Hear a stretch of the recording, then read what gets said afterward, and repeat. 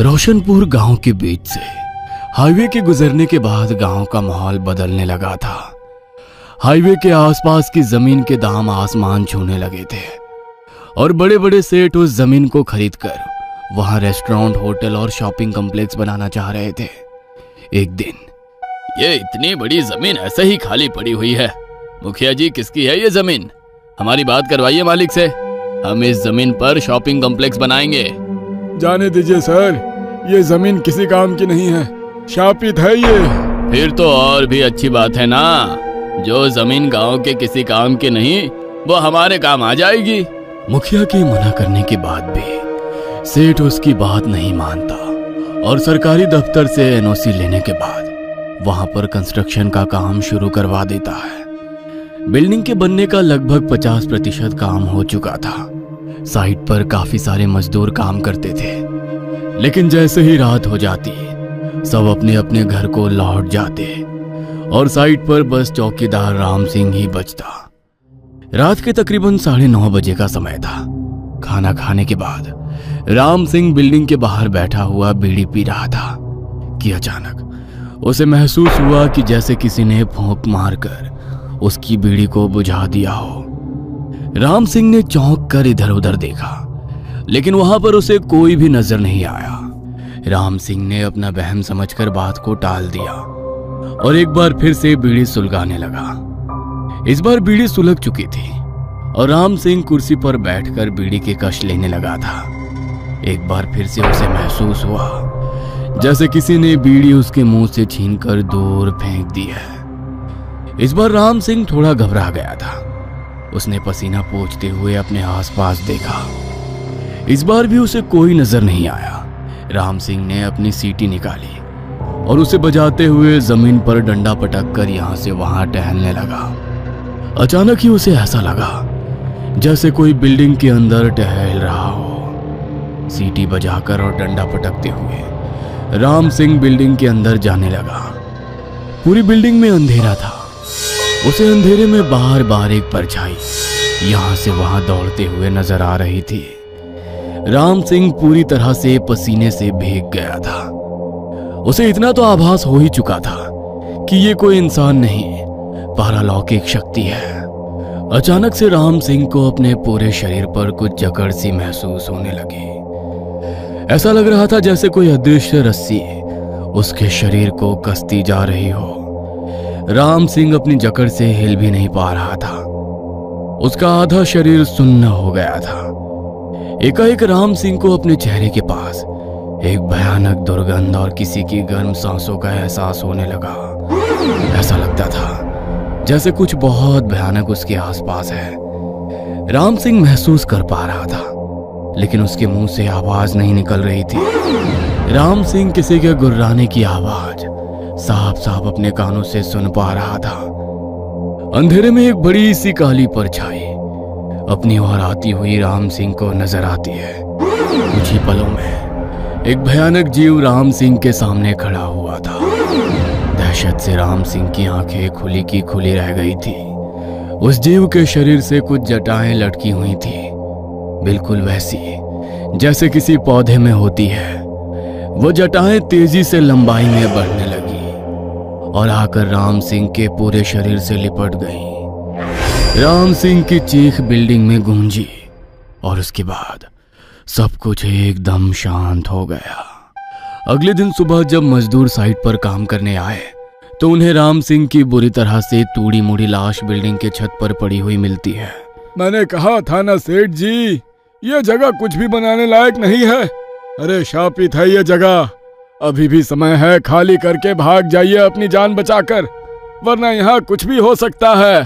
अरे कैसी मूर्खों वाली बातें कर रहे हैं आप लोग। इतना बड़ा हाईवे निकल गया आपके गांव से, शॉपिंग कॉम्प्लेक्स बना रहे हैं, बड़े बड़े रेस्टोरेंट खुल गए, लेकिन आप लोगों की सोच वही छोटी की छोटी रह गई। ये शापित अभिशापित जैसा कुछ नहीं होता। हर वो जगह जो कल जंगल थी ना, आज वही शहर है। इस हिसाब से तो हर शहर अभिशापित हो जाएगा। हाँ, कब्रिस्तानों पर भी अपार्टमेंट बन गए हैं, वहाँ कोई भूत प्रेत क्यों नहीं आता? आप लोगों की अफवाह की आड़ में ही जरूर किसी ने राम सिंह की हत्या की है। ये पुलिस का काम है, पुलिस अपने आप देख लेगी। आप लोग अपना दिमाग मत लगाइए और मजदूरों को अपना काम करने दीजिए। सेठ का बिल्डिंग में लाखों रुपए लगा था। मजदूर तो काम करने के लिए तैयार नहीं थे, लेकिन सेठ इस प्रोजेक्ट को ऐसे हाथ से जाने नहीं देना चाहता था। इसलिए सबका विश्वास जीतने के लिए उस रात वो अपने छोटे भाई के साथ साइट पर रुकने के लिए तैयार हो जाता है। दोनों सेठ आज रात को साइट पर अकेले थे। रात के 12 बज गए थे और अभी तक सब कुछ बिल्कुल सामान्य था। अचानक ही सेठ को बिल्डिंग के अंदर से वाटर लिली की तेज स्मेल आने लगती है। ये अचानक से वाटर लिली की स्मेल कहाँ से आ रही है?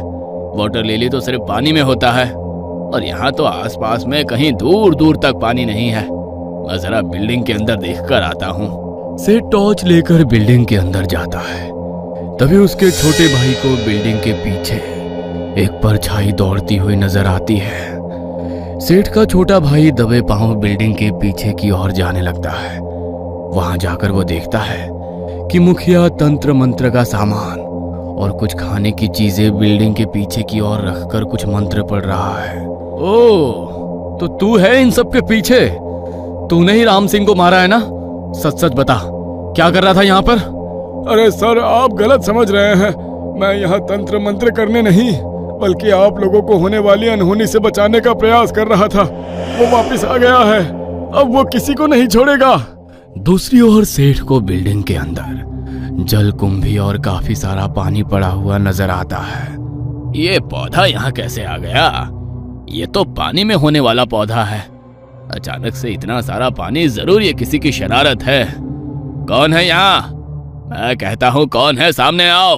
देखते ही देखते वही जटाओं वाला भयानक जीव अपनी लंबी सी जीभ हवा में लहराता हुआ उसके सामने आ खड़ा होता है, जिसे देखकर सेठ की चीख निकल जाती है। अगले पल सेठ के शरीर से आकर कुछ रस्सी जैसा लिपट जाता है। सेठ जमीन में गिर गया था और बुरी तरह से छटपटा रहा था। इस समय उसे ऐसा महसूस हो रहा था जैसे उसके चारों ओर पानी ही पानी हो और किसी ने कोई भारी पत्थर बांधकर उसे नदी या तालाब में फेंक दिया हो।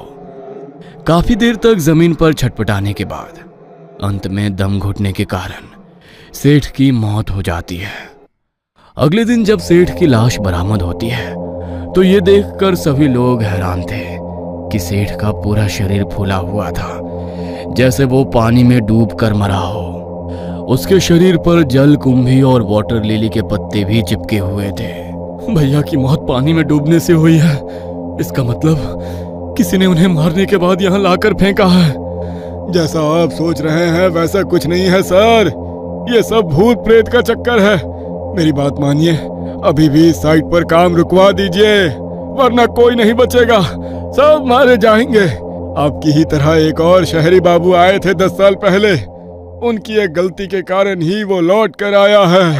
शहर से पढ़ाई करके आए जमींदार रणविजय का पोता शैलेश आधुनिक विचारों वाला निडर इंसान था।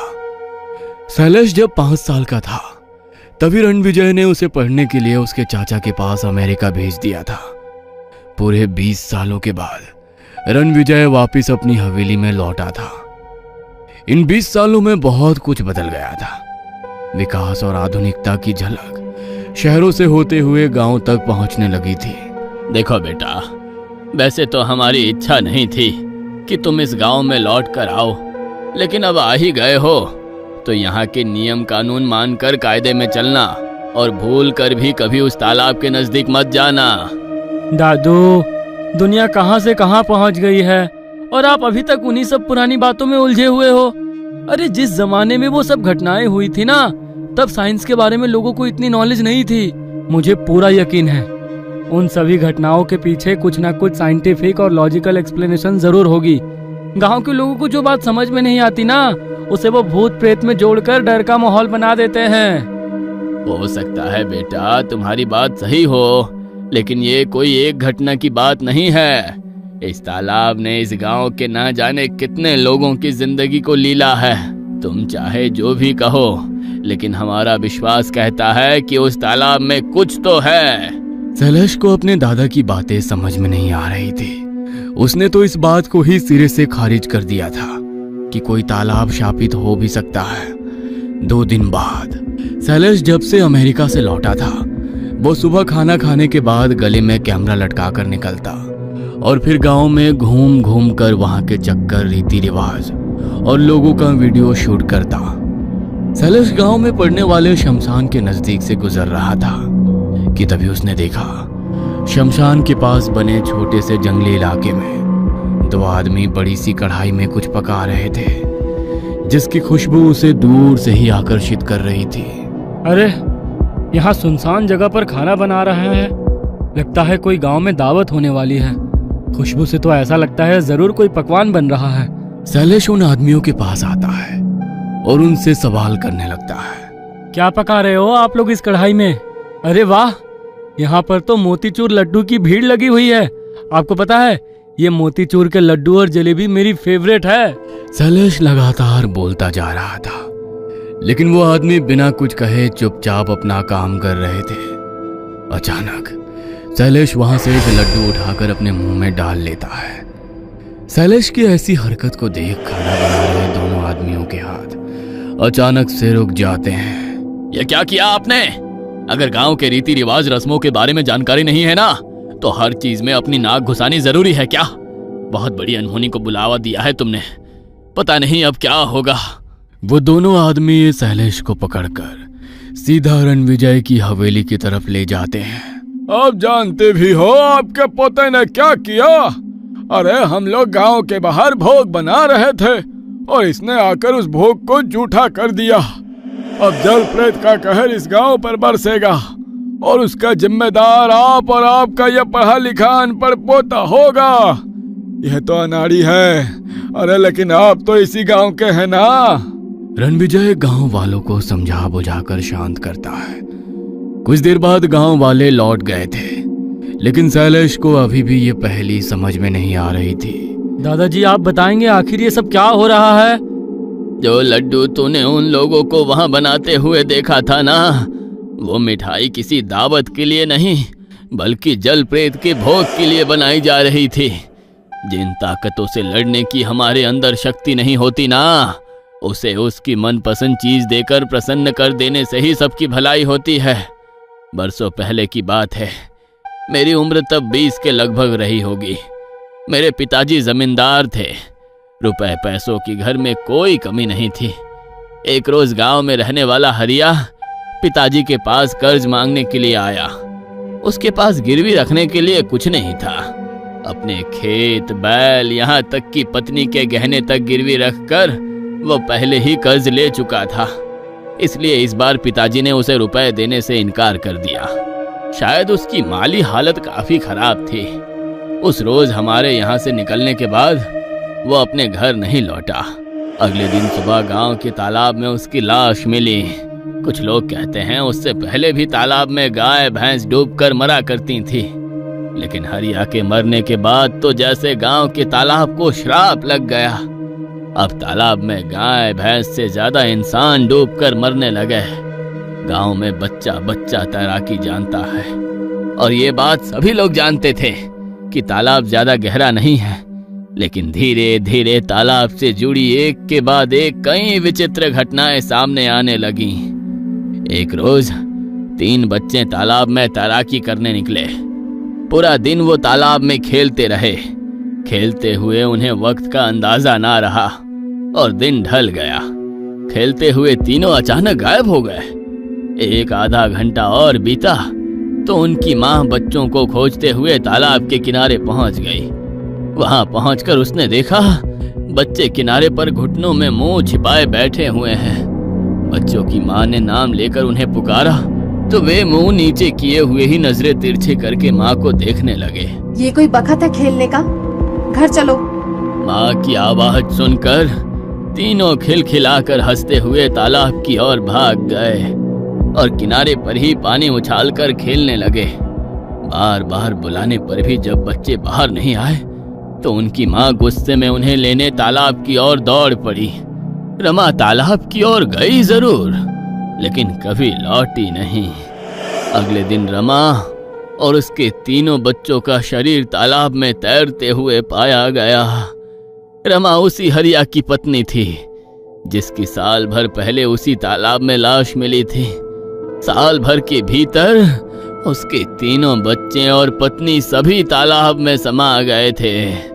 ये घटनाएं यहीं नहीं रुकी, एक के बाद एक लोग तालाब में समाने लगे। दिन में बिल्कुल शांत दिखने वाला तालाब रात होते ही शैतान बन जाता, और जो भी उस तालाब के नजदीक जाता अगले दिन उसकी बस खबर ही घर लौटती। एक दिन, ये कैसा सपना था? ऐसा नहीं हो सकता। ऐसा क्या देख लिया आपने? पसीने पसीने हुए जा रहे हैं। मैंने देखा वो हरिया मेरे बेटों को अपने साथ लिए जा रहा है। मेरा दिल बहुत घबरा रहा है। जब भी वो हरिया मुझे सपने में दिखाई देता है ना, गांव में कुछ अनहोनी जरूर होती है, और इस बार तो वो मुझे मेरे बेटों के साथ दिखाई दिया है। मेरे बड़े भाई साहब उस समय किसी ब्याह में शामिल होने पड़ोस के गांव गए हुए थे। तब बारातें 3-4 दिन में लौटा करती थी, इसलिए पिताजी भी निश्चिंत थे कि भाई साहब 2-4 रोज में लौट आएंगे। लेकिन अगले दिन सवेरे पूरे गांव में कोहराम मच गया। भाई साहब की लाश तालाब में तैरते हुए मिली। पिताजी को अपनी आंखों पर यकीन न हुआ।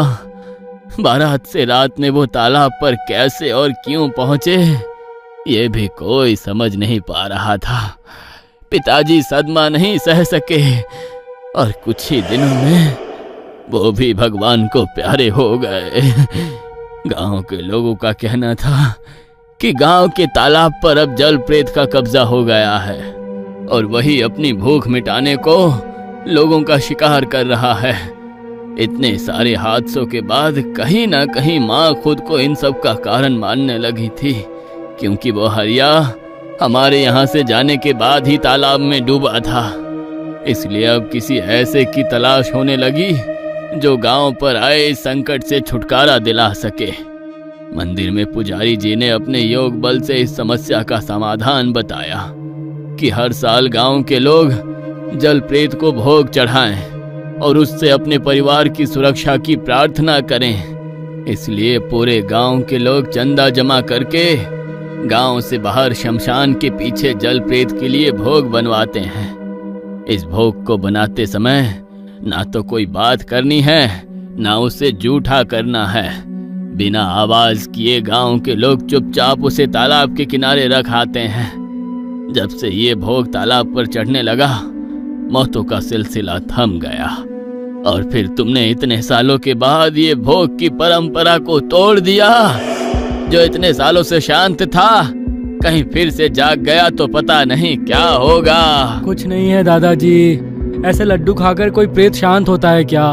वो सब एक दुर्घटना थी जिन्हें आप सब ने जल प्रेत बना दिया। मैं आज शाम को खुद तालाब पर जाकर देखूंगा कि क्या होता है।